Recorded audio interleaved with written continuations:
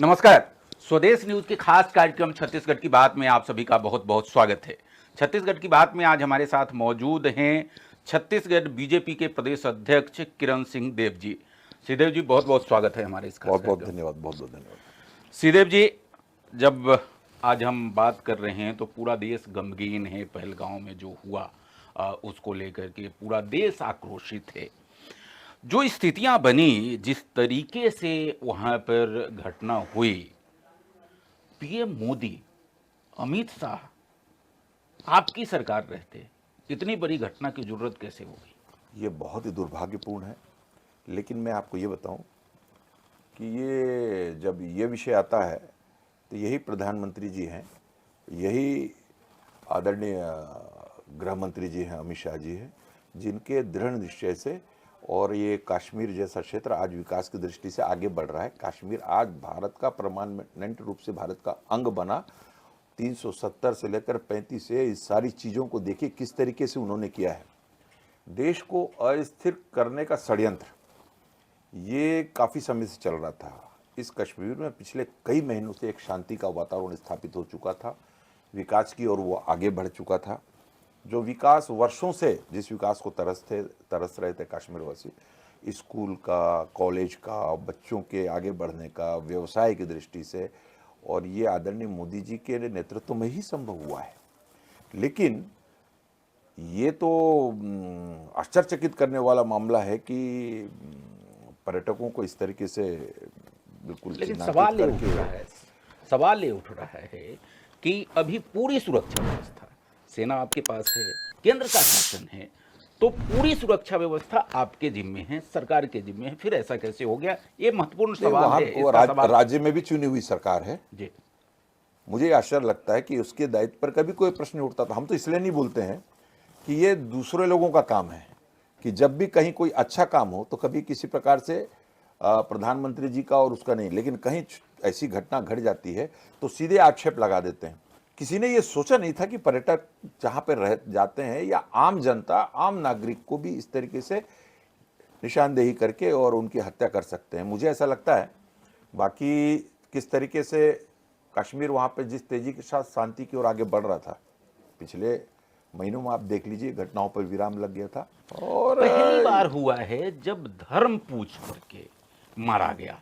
हिंदू हो, कलमा जानते हो, कलमा पढ़ोगे, अगर कलमा नहीं पढ़ोगे तो गोली मार दिए जाओगे। ये क्या है? मैं इसी बात की ओर आपको इंगित कर रहा हूं कि ये पहली बार ऐसा हुआ है, तो एक बहुत बड़ी साजिश हमारे जो देश के बाहर से भी और देश के अंदर भी कुछ इस तरीके से कि किसी तरीके से यहाँ के हमारे देश की सद्भावना का भी असर पड़े। कश्मीर का जो पर्यटन निखर रहा है, जिस तरीके से वहाँ पे लोग बाहर निकल कर और बिल्कुल सभी प्रकार के मतलब कामों में लगना चालू हो रहे हैं, और कश्मीर बहुत धीरे धीरे पूरे विश्व के मानचित्र में कश्मीर की जो छवि बना के रखी गई थी, और आज उस छवि से बाहर आकर और तेजी से सरपट वहाँ पर विकास जिस तरीके से बढ़ रहा है, ये सब उसको डिस्टर्बेंस करने की दृष्टि से भी मैंने आप बार बार इस बात को कहता हूँ, इसके पीछे बहुत बड़ा षड्यंत्र, बहुत बड़ा साजिश है। इसका पर्दाफाश भी होगा। जिस तरह से प्रधानमंत्री जी ने विदेश से ही, बीच से ही अपना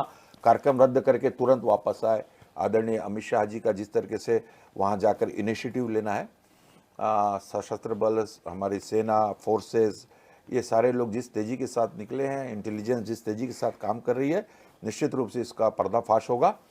और अब तो ये तय मान के चलिए कि आने वाले समय में इस प्रकार की घटना कारित करने की किसी की जुर्रत भी नहीं होगी। लेकिन इस सब के बीच कांग्रेस के कई नेता ये सवाल उठा रहे हैं कि बीजेपी धर्म पूछ करके हत्या का नैरेटिव पूरे देश में फैला करके, आपकी आईटी टीम पूरे देश में फैला करके और एक अलग तरह की नैरेटिव गढ़ने का प्रयास कर रही है। इसको आप किस रूप में देखते हैं? देखिए, कांग्रेस का तो ऐसा है, मैं आपको बताऊं, आपने जो प्रश्न किया उसी में आपने उत्तर भी उसी में दिया है कि सब कुछ स्पष्ट है।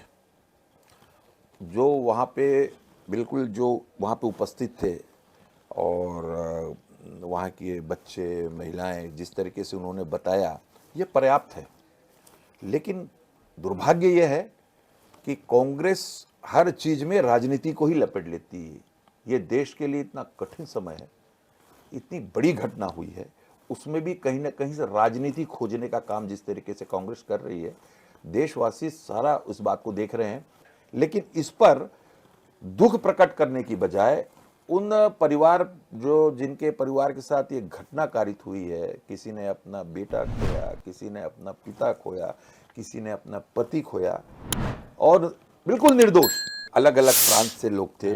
उसमें हमारे छत्तीसगढ़ के ही आज एक उनकी अंतिम यात्रा दिनेश में मिरानिया के उसमें सम्मिलित होने का, इन परिवारों के प्रति क्या आपकी दायित्व नहीं बनता कि इनके प्रति अपनी संवेदना भी दो लाइन जाहिर करें?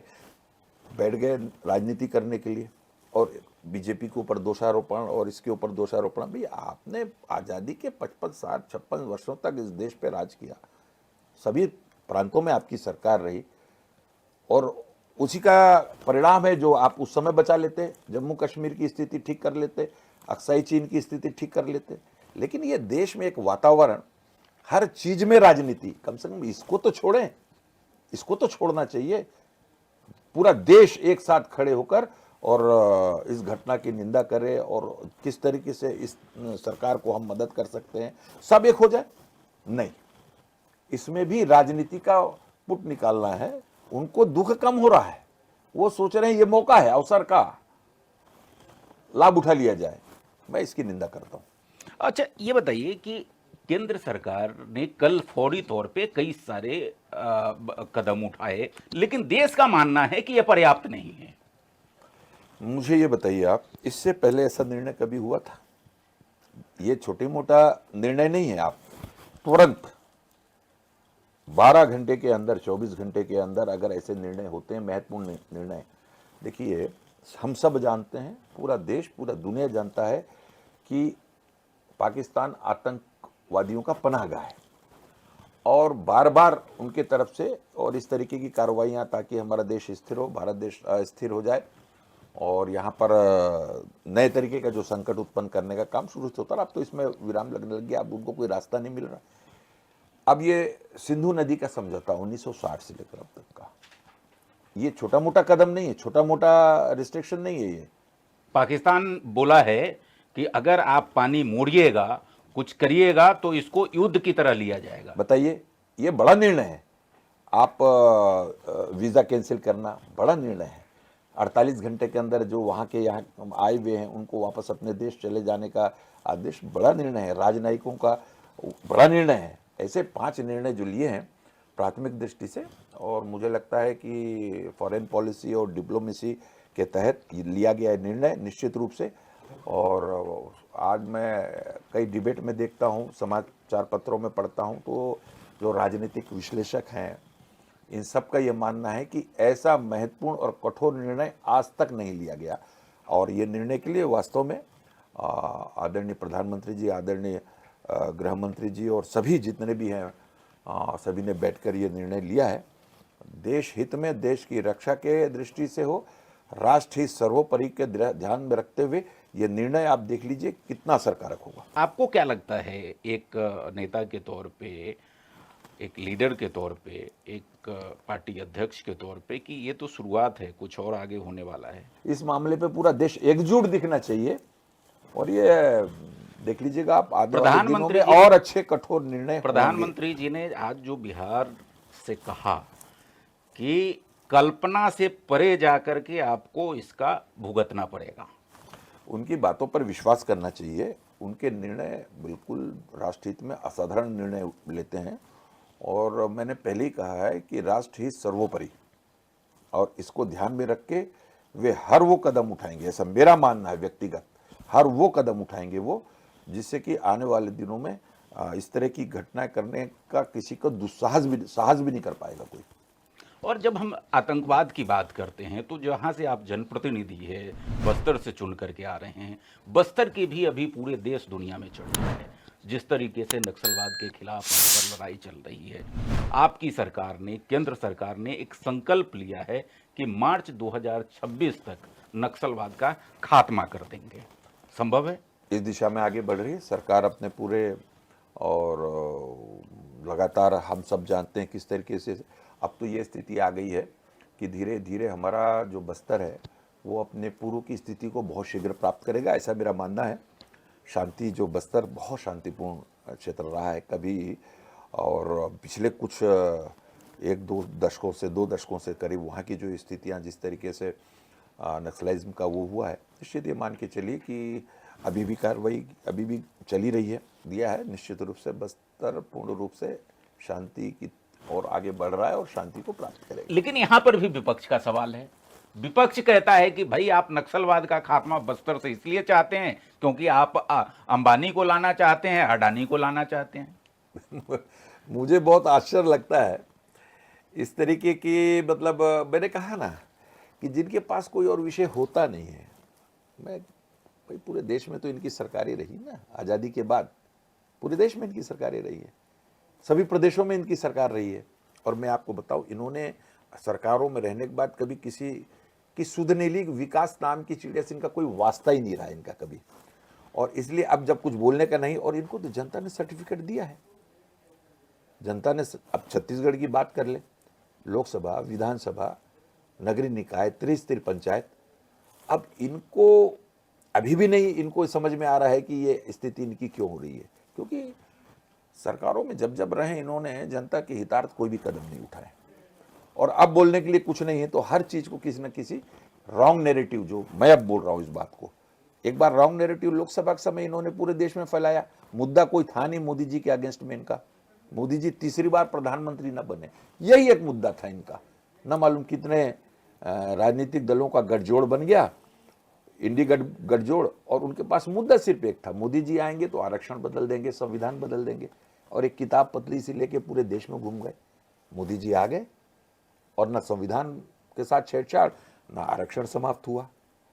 अब बंद कर दिया बोलना उन्होंने, अब कोई विषय रहता ही नहीं, तो इन लोग कुछ भी बोलते हैं।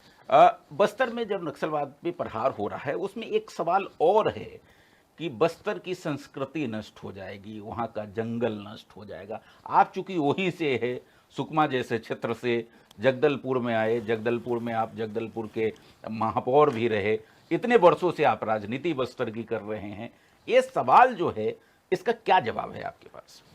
मैं देखिए बस्तर की संस्कृति बहुत ही धनाढ्य है। मैं बताऊं, आदरणीय मुख्यमंत्री जी ने एक बहुत अभिनव प्रयास किया बस्तर पर्व का, बस्तर पंडुम का। हाँ।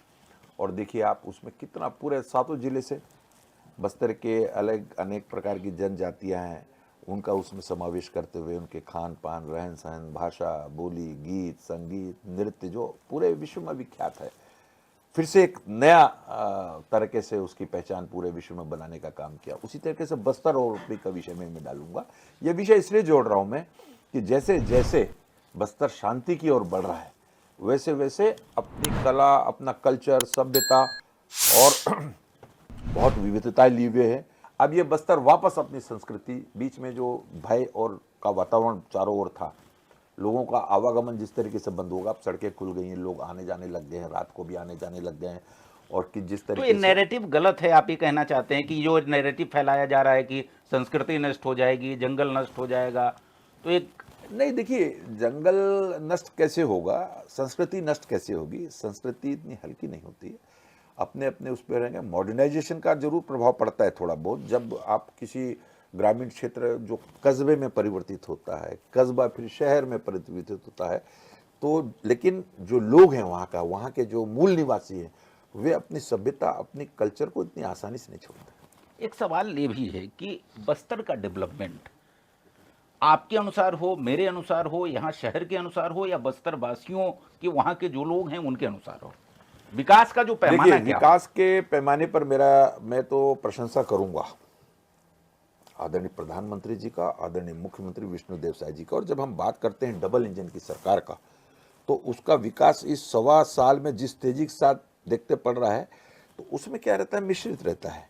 उस क्षेत्र को क्या आवश्यकता है, कहाँ सड़क नहीं है, कहाँ बिजली की आवश्यकता है, कहाँ पेयजल को सुनिश्चित करने की आवश्यकता है, कहाँ पे हम किस तरीके से सरकार की कल्याणकारी योजना है। अब जैसे प्रधानमंत्री आवास का मामला है, जिस तेजी के साथ, वरना 5 साल तो कांग्रेस की सरकार थी और इन्होंने बंद करके रख दिया था पूरा, इसका मतलब इन्होंने सबके साथ अन्याय किया।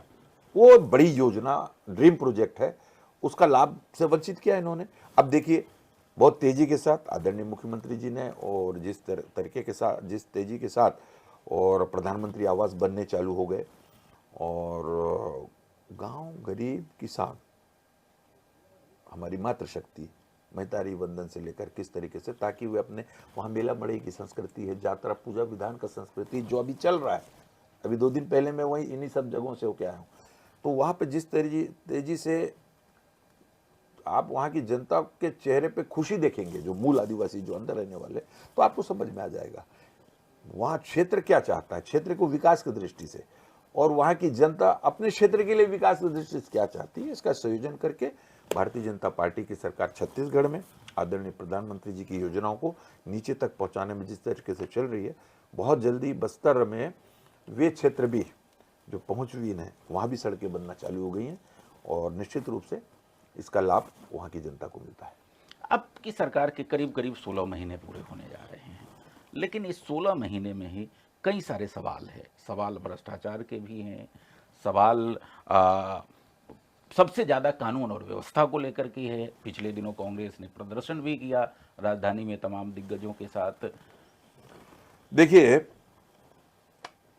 मैं इस बात को बड़ी दृढ़ता के साथ कहता हूं, सिर्फ इसलिए नहीं कि मैं इस भारतीय जनता पार्टी का अध्यक्ष हूं, जो मैं देख रहा हूं, जो समझ रहा हूं मैं, कि जीरो टॉलरेंस भ्रष्टाचार के मामले पे, और हमारे देश में और सभी अलग अलग मुख्यमंत्रियों की अलग अलग विशेषता है, लेकिन बहुत ही सहज, सरल और बहुत ही विकास की दृष्टि से आगे काम करने वाले ऐसे मुख्यमंत्री विष्णुदेव साय जी हैं।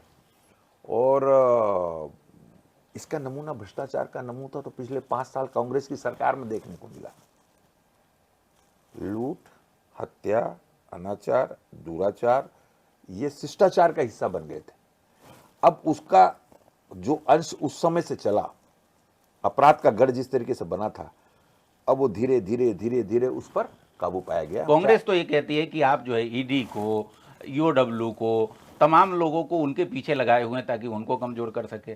कांग्रेस का कभी भी, कांग्रेस संविधान की किताब हाथ में लेके लोगों को रॉन्ग नैरेटिव और एक गलत वो अवधारणा जरूर बता रही है, लेकिन मैं आपको ये बता दूं, कांग्रेस ने किसी भी संवैधानिक संस्था का कभी भी सम्मान नहीं किया, कभी उनको मान्यता नहीं दी। जब उनके पार्टी के या उनके सरकार में रहते हुए जब किसी के ऊपर आरोप भ्रष्टाचार का लगता है, तो जांच एजेंसियां बनती क्यों हैं? ये केंद्रीय जांच एजेंसियां हैं। ये अपने जो उनके फीडबैक होते हैं, उनकी जो जानकारियां जो उनको मिलती है, या फाइंडिंग किसी की होगी। और आप ये बताइए, ऐसे लोग कुछ इनके जो जेल में हैं, जमानत क्यों नहीं हो रही है उनकी? तो सब कुछ इनके हिसाब से ऐसा होता नहीं है। शराब घोटाला, तो ये रेत घोटाला, तो कितना किया, गोबर घोटाला, क्या नहीं किया आपने, सब जनता के सामने है। और जब ये तो है गीता का ज्ञान, जैसा लेकिन कर्म एक बात करेगा वैसा फल बताइए, एक देगा बात भगवान। बताइए, लेकिन ये जो है ना तमाम घोटाले को लेकर के आप तमाम जो है चुनावी सभाओं में किंग पिंग बहुत आप कहते थे, लेकिन 1.5 साल हो गया करीब, किंग पिंग कहाँ है, उसका कुछ पता नहीं है। नहीं, देखिए, हम तो संवैधानिक संस्थाओं की दृष्टि से, जिस मैंने पहले भी कहा है, जब जब जिसकी जहाँ जहाँ फाइंडिंग पाई जाती है, उसके लिए उससे बातचीत, पूछताछ और कार्रवाई होती है, और इसमें कहीं से भी किसी प्रकार का कोई वो नहीं है। आपने संविधान का कितना मान मर्यादा क्या है, ये तो इमरजेंसी भी लगा के आपने दिखा दिया है पूरे देश को। आप लोग को तक नहीं छोड़ा, पत्रकार अंदर, समाज सेवी अंदर, जो आप कांग्रेस के खिलाफ में आवाज उठाए, और सिर्फ इसलिए कि आपके विरोध में पूरा देश में वातावरण बन रहा था। तो कितनी बार संविधान को तोड़ने मरोड़ने का काम किया आपने, कांग्रेस ने कितनी बार किया, इन्होंने कितने राज्यों को, और मैं सोचता हूँ 25 बार से ज़्यादा ऐसे निर्णय लिए जिसमें धारा 356 का उपयोग करके इन्होंने राज्यों को, राज्य सरकार को भंग करने का काम किया है। ये क्या बात करेंगे, संविधान की बात क्या करते हैं ये? अभी आप विष्णुदेव साय जी की बात कर रहे थे, सीधे सरल सहज हैं, इसमें कोई दो राय नहीं है, लेकिन कांग्रेस कहती है कि उनके सीधे सरल सहज होने का क्या लाभ, पता ही नहीं चलता है कि सरकार कौन चला रहा है आपका। दोनों बातें नहीं हो सकती, दोनों बातें नहीं हो सकती जी। अगर कांग्रेस ये मानती है और आप भी मान रहे हैं कि सीधे सहज सरल मैं तो मिलनसार, मानता हूं। सभी सभी मैं तो मानता हूं। सभी मानते हैं। हाँ। कांग्रेस का छोड़ दीजिए, हाँ। मैंने आपको पहले बताया ना, कांग्रेस पार बोलने के लिए कुछ नहीं है। इन प्रश्नों का मैं एक लाइन में उत्तर दूंगा कि इन सब चीजों के लिए जनता अपना प्रमाण पत्र देती है। प्रमाण पत्र की आवश्यकता जनता से है। जैसे कि पूर्व मैंने कहा, विधानसभा चुनाव में तो कहा ठीक है, लोकसभा चुनाव जनता ने प्रमाण पत्र, उसके बाद पंचायत में भी, त्रिस्तरीय पंचायत चुनाव और नगरीय निकाय चुनाव में जनता का प्रमाण पत्र हमको चाहिए। जनता प्रमाण पत्र देती है, इसका मतलब मुख्यमंत्री जी सहित सरकार और सही दिशा में और छत्तीसगढ़ के विकास को लेकर संवेदनशीलता के साथ आगे बढ़ रही है। हमें कांग्रेस के सर्टिफिकेट की जरूरत नहीं है। कांग्रेस को जनता ने सर्टिफिकेट देकर सरकार से अलग कर दिया है। लेकिन इस सब के बीच में कैबिनेट का विस्तार क्यों अटका पड़ा है? होगा कैबिनेट का विस्तार, निश्चित रूप से निश्चित समयावधि में होगा और सारे काम हो ही रहे हैं। निश्चय अभी निगम आयोग मंडल में हमारे वो हुए हैं, आदरणीय मुख्यमंत्री जी ने अभी किया है और कैबिनेट का विस्तार भी आपको जल्द देखने को मिलेगा। कैबिनेट में बस्तर का प्रतिनिधित्व बराबर नहीं है, रायपुर का प्रतिनिधित्व बराबर नहीं है। नहीं होगा, आदरणीय बृजमोहन जी रायपुर से मंत्री थे, अब वो सांसद बने हैं, तो मुझे ऐसा लगता है कि आदरणीय मुख्यमंत्री जी और सभी विषयों पर संज्ञान भी लेंगे, सभी क्षेत्रों का। अभी आने वाले दिनों में आपको पता भी चल जाएगा। बस्तर से प्रदेश अध्यक्ष से लेकर केदार जी हमारे मंत्री हैं ही, विकास प्राधिकरण में लता जी भी हैं और आगे भी जैसा भी होगा निर्णय निश्चित रूप से मुख्यमंत्री जी अपने विवेक के अनुसार करेंगे। खूब चर्चा चल रही थी कि आप कैबिनेट में आ रहे हैं, कैबिनेट में आ रहे हैं, फिर संगठन में चले गए। नहीं, ये सिर्फ चर्चा से इसका कोई वो नहीं है। भारतीय जनता पार्टी एकमात्र ऐसा राजनीतिक संगठन है, किस कार्यकर्ता की उपयोगिता कहाँ है, किस कार्यकर्ता को संगठन में काम करना है, किस कार्यकर्ताओं को चुनाव लड़ाना है, किस कार्यकर्ताओं को विधायक बनाना है, सांसद बनाना है, मंत्री बनाना है। बहुत वरिष्ठ नेताओं की हमारी टीम है और उस नेता से, और जहाँ तक मेरा विषय है, भारतीय जनता पार्टी के कार्यकर्ता के नाते भारतीय जनता पार्टी जो भी जब भी जैसे भी जवाबदारी में और संगठन में लंबे समय से मैं काम कर ही रहा हूँ और भारतीय जनता पार्टी में एक वरिष्ठ नेताओं की टीम इसको निर्धारण करके जो कार्यकर्ता की जहां आवश्यकता होती है वहां पर। तो संगठन में तो काफी काम कर लिए, सरकार में भी अनुभव लेना चाहिए। नहीं, ये विषय को आप इसको इस दृष्टि से लीजिए कि भारतीय जनता पार्टी में संगठन में काम करते करते हम लोगों की एक कार्य योजना, जो कार्यक्रम रहते हैं केंद्र से प्रांत में से लेकर जिले पे, जिले से मंडल, मंडल से बूथ इकाई तक कार्यकर्ताओं का। और आज देखिए आप 32 लाख से 60 लाख हमारे प्राथमिक सदस्य हो गए, दुगने स्तर पर हमारे सक्रिय सदस्य हो गए। और इस तरीके से संगठन का निर्णय जैसा ऊपर से निर्देश आता है, कौन कार्यकर्ता को कहाँ जाना, वो कार्यकर्ता वहां करता है। बीजेपी के साथ एक tag line, party with difference, अब ये कहा जा रहा है वो डिफरेंस धीरे धीरे खत्म हो रहा है। नहीं, मैं इसको नहीं मानता। भारतीय जनता पार्टी का मूल स्वभाव है कि भारतीय जनता पार्टी कार्यकर्ता आधारित और कार्यक्रम आधारित पार्टी है। हमारे वर्ष भर कार्यक्रम चलते हैं, सभी समाज वर्ग, सभी, देखिए 7 मोर्चे हैं हमारे प्रकोष्ठ हैं, 18 प्रकोष्ठ हमारे यहाँ हैं, हमारे मंडल तक की इकाई है, बूथ तक की इकाई है, हमारे बूथ तक के कार्यकर्ताओं का प्रशिक्षण होता है।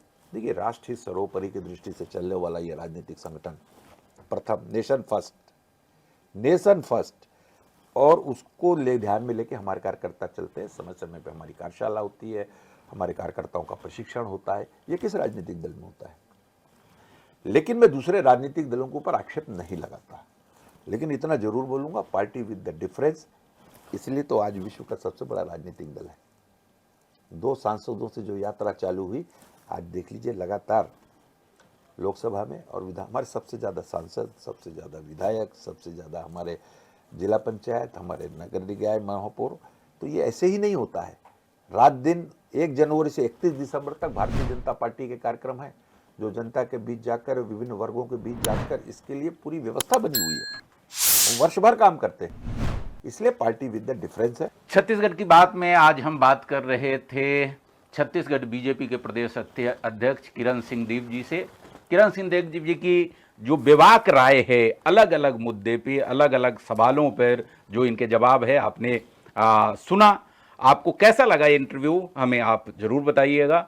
सर, आपने अपने व्यस्तम समय से मुझे समय दिया, इसके लिए स्वदेश न्यूज की तरफ से आपको बहुत बहुत धन्यवाद। मेरे बहुत बड़ा।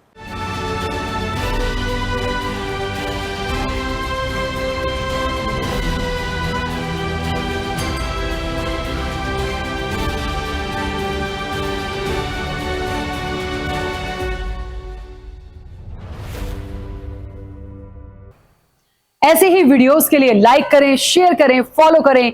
YouTube पर जाकर सब्सक्राइब कर बेल आइकन दबाना ना भूलें और ताजा अपडेट्स के लिए swedeshlive.com पर जरूर जाएं।